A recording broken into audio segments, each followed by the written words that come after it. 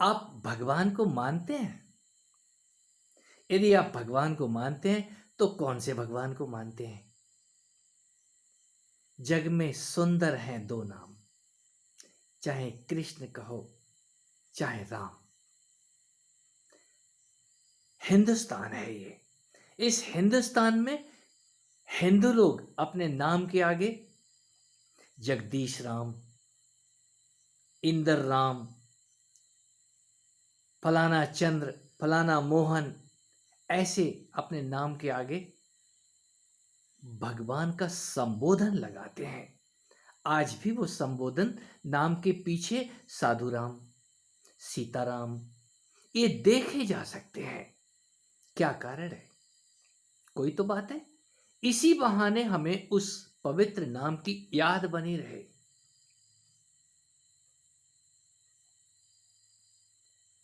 और निस्संदेह यहां पे चरित्र पूजे जाते हैं। चरित्र की पूजा होनी ही चाहिए।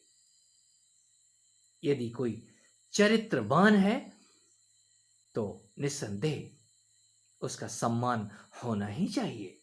और चरित्र के साथ साथ यदि ज्ञान जुड़ा हुआ है, वो ज्ञानी भी है। उसकी कथनी और करनी एक है। रघुवंशी कभी अपने वचन से फिरते नहीं है। ये शब्द कहीं राम के मुंह से बार बार निकले हैं। और भगवान कृष्ण जो ज्ञान दे गए हैं वो सब पे भारी है। कोई कितना भी बयान क्यों ना कर ले, गीता पे टीकाएं होती रही हैं, होती रहेंगी। अगाध ज्ञान धारा यदि कहीं देखनी है तो वो गीता में ले लो।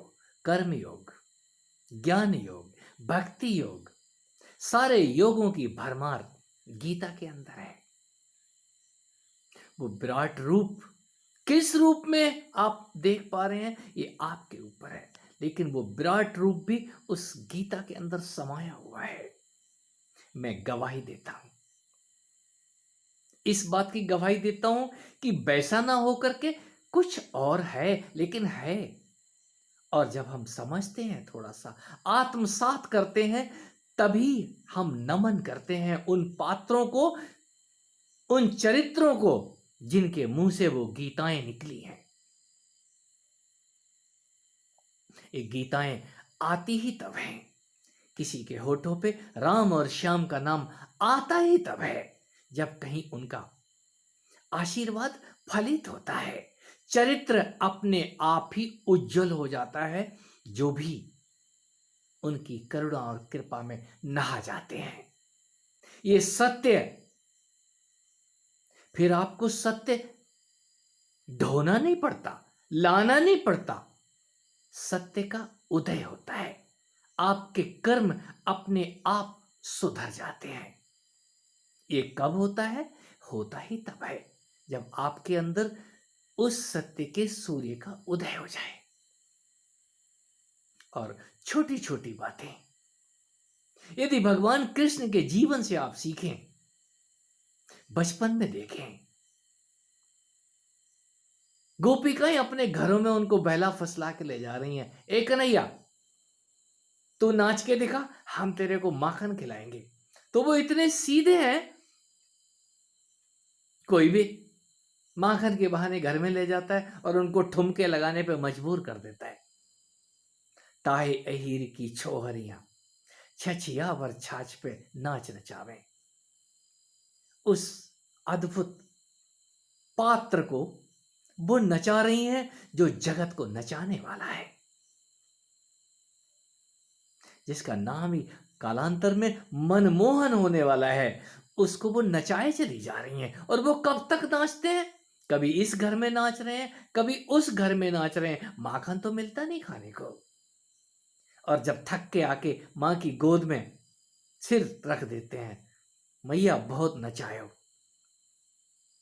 माखन खाने के लिए मुझे ले गई थी कि माखन खिलाएंगे, नहीं खिलायो, मुझे बहुत नचायो।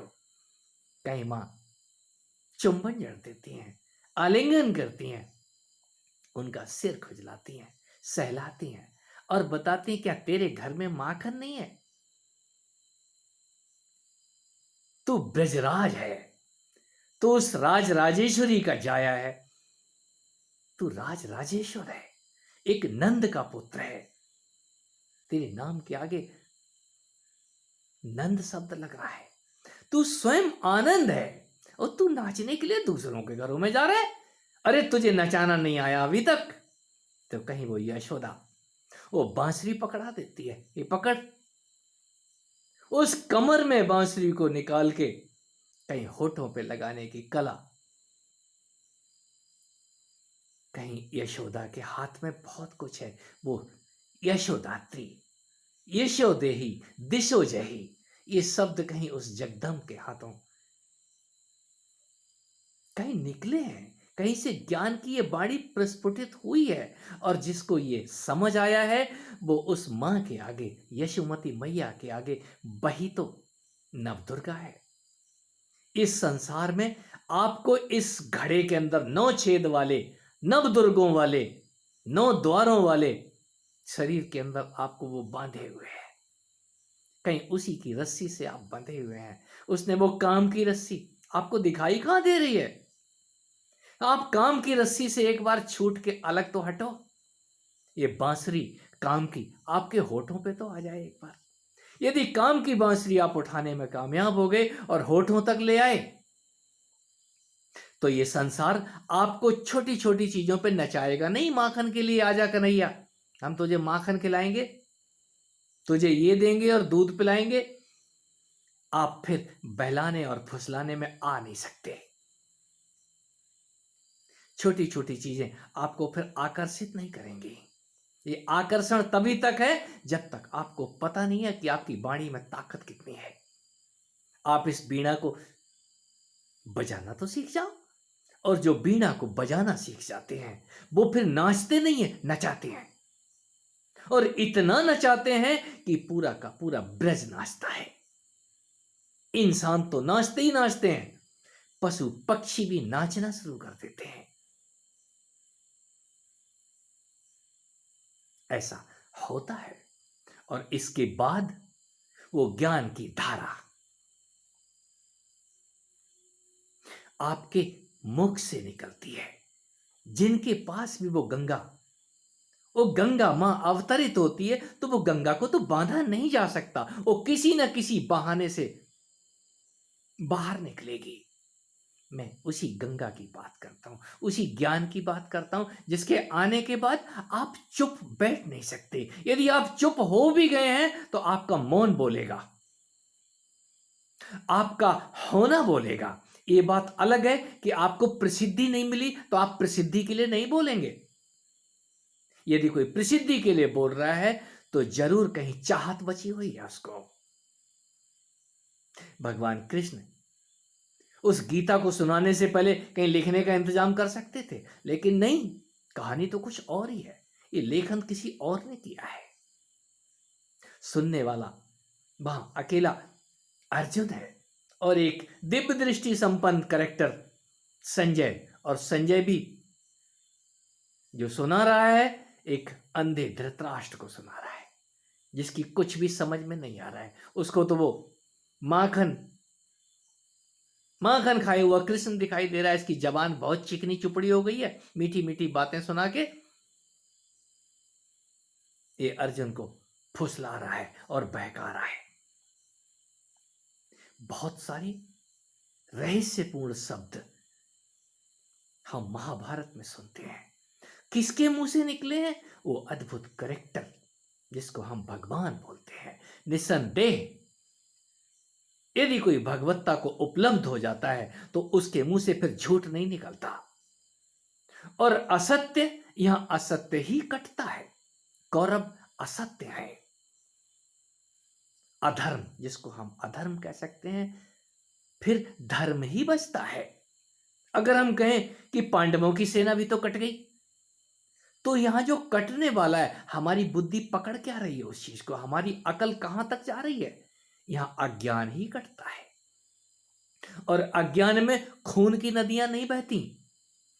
आपके अंदर जो कुछ भी है वो ज्ञान का सूर्य आ तो जाए, उस सूर्य के उदय होने के बाद अंधेरा भगाना नहीं पड़ता, अंधेरा अपने आप ही गायब हो जाता है। आपको पता तो चले कि गीता है क्या, आपको ज्ञान का गीत एक बार समझ आ जाए, आपकी बीणा जरा बजनी तो शुरू हो।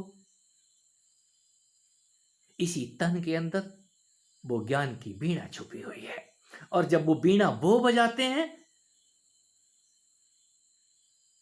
ये बीणा कहीं बीड़ा वादिनी के हाथ है, और वो सबका सब इस योग मार्ग में घटित होता है, किसी भक्त के हृदय में आंदोलित होता है, और उसके आने के बाद ही हमारे हाथ जुड़ते हैं। हे प्रभु, तुम ही हो। हे प्रभु, तुम्हारे किए से यहां सब कुछ होता है। यदि तुम कृपा कर दो तो मुकुम करोति वाचाल पंगुम लंघयते गिरिम। या मूर्ख भी बुद्धिमान हो जाते हैं, कोई कालिदास सरीखे।